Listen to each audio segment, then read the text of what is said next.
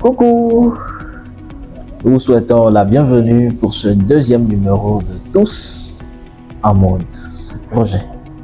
Aujourd'hui, nous parlerons des différents rôles d'un chef de projet selon la méthodologie de gestion de projet Prince2 et les 6 exigences de performance d'un projet selon Prince2. Sans plus tarder, allons-y. Dans ce deuxième épisode, nous parlerons du rôle du chef de projet et des exigences de performance d'un projet selon Prince2. Prince2 est une méthode intégrée de processus et de thèmes qu'on verra par la suite, conçue pour assurer la planification, la délégation, le suivi et le contrôle de ces 6 aspects de performance du projet.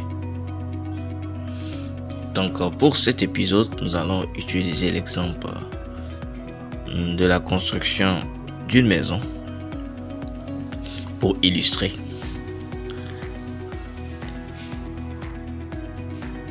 Tout contrôle passe impérativement par la mise en place d'un plan.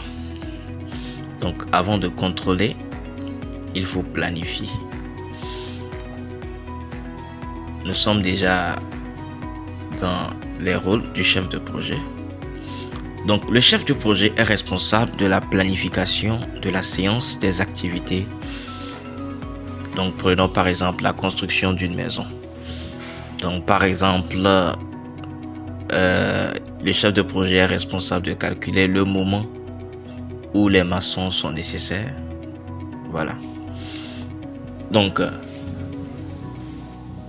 bien qu'il soit possible de bâtir soi-même la maison, le chef de projet est cependant généralement amené à déléguer une partie ou la totalité de ses tâches à d'autres personnes.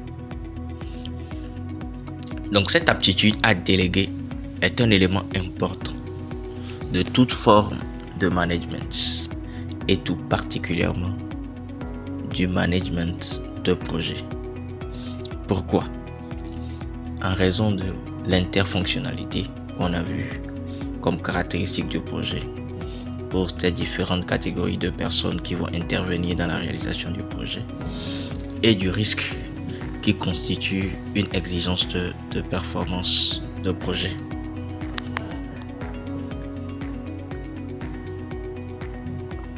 Donc, une fois les tâches déléguées, le but est de s'assurer que le projet se déroule conformément au plan. Même si cela n'est pas toujours le cas. Donc, il incombe au chef de projet de surveiller. Donc, quand on délègue, il faut surveiller. Donc, le chef de projet doit surveiller l'évolution du projet par rapport au plan qu'il a établi.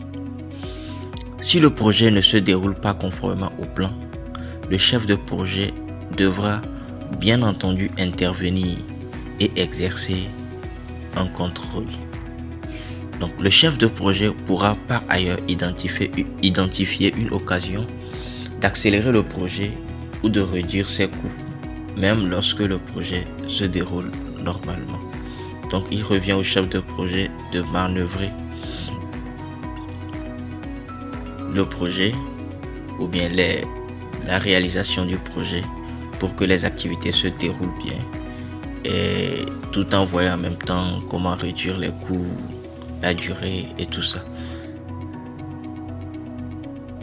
Le chef de projet devra bien entendu intervenir et exercer un contrôle. Donc pour résumer les rôles du chef de projet, le chef de projet doit planifier, il doit déléguer, il doit surveiller et il doit contrôler. Donc, planification ou bien plan, voilà, délégation, suivi, contrôle. Donc, l'un des buts de Prince2 est de fournir les bonnes informations au bon moment et aux bonnes personnes afin de leur permettre de prendre les bonnes décisions à propos du projet. Parmi ces décisions, citons l'éventualité de prendre des actions correctives ou d'implémenter des mesures en vue d'améliorer les performances. Ok. Donc parlons de performance. Ce sont les exigences de performance qu'on a prévu voir.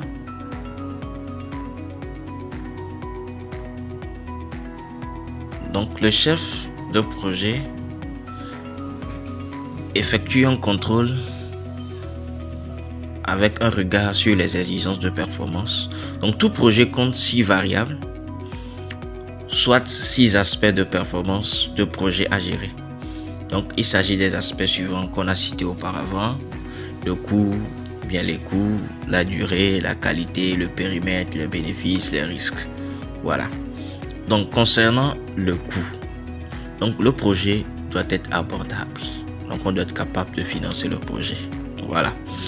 Malgré l'établissement d'un budget initial, donc il faut noter que le projet sera exposé à de nombreux facteurs qui pourront entraîner une augmentation des dépenses ou au contraire une réduction des coûts. Voilà.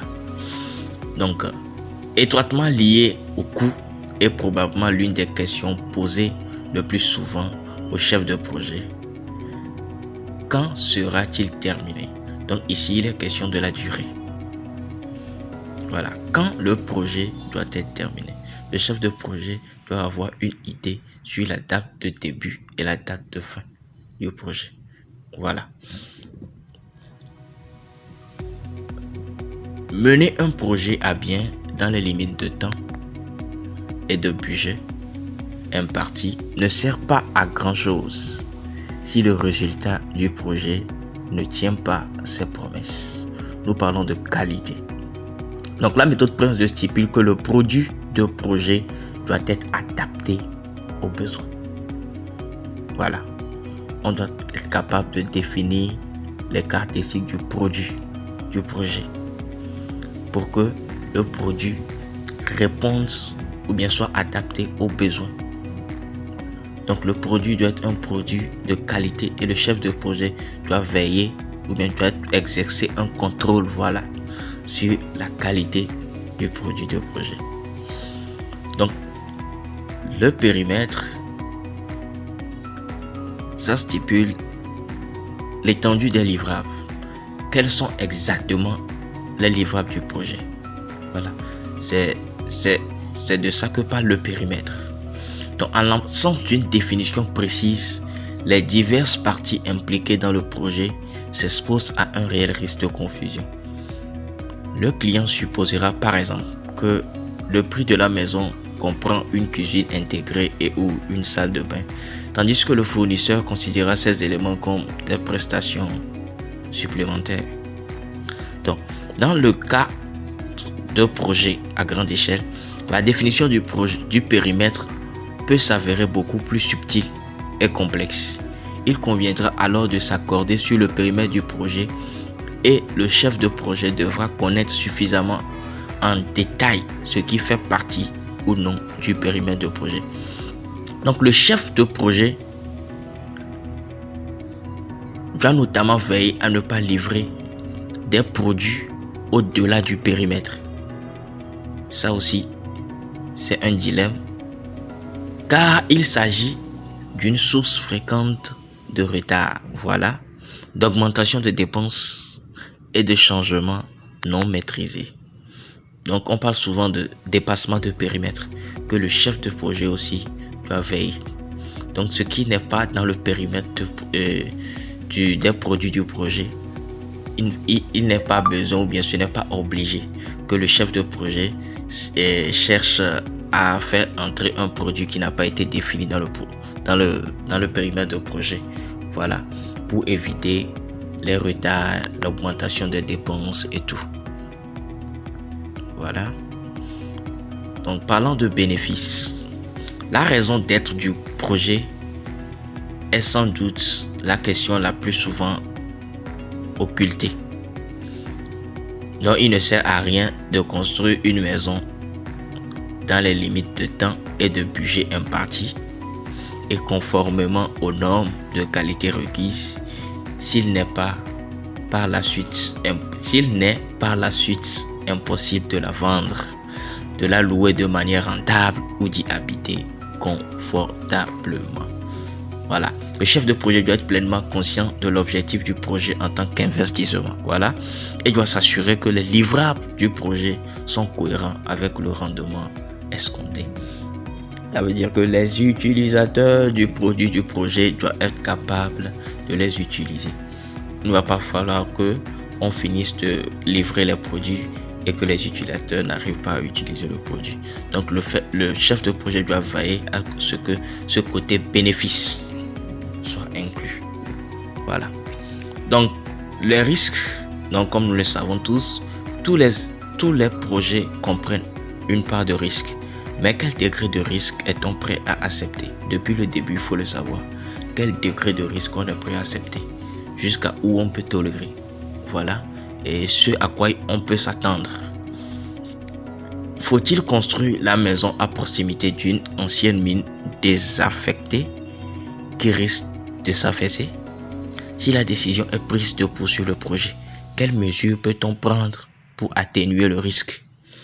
Faut-il prendre une assurance, améliorer ou renforcer les fondations de la maison ou simplement la contrôler grâce à des expertises continues? Voilà, tout ça doit être défini. Donc voilà un peu les 6 exigences de performance d'un projet. Merci. Selon Presto. J'espère que vous avez suivi avec attention les différents rôles d'un chef de projet selon Presto, à savoir planifier, oui, déléguer, oui, suivre et contrôler. Et aussi les 6 exigences de performance d'un projet selon Presto, à savoir la durée, le coût, le périmètre, la qualité, les bénéfices et les risques. Merci et à la prochaine. Bye bye.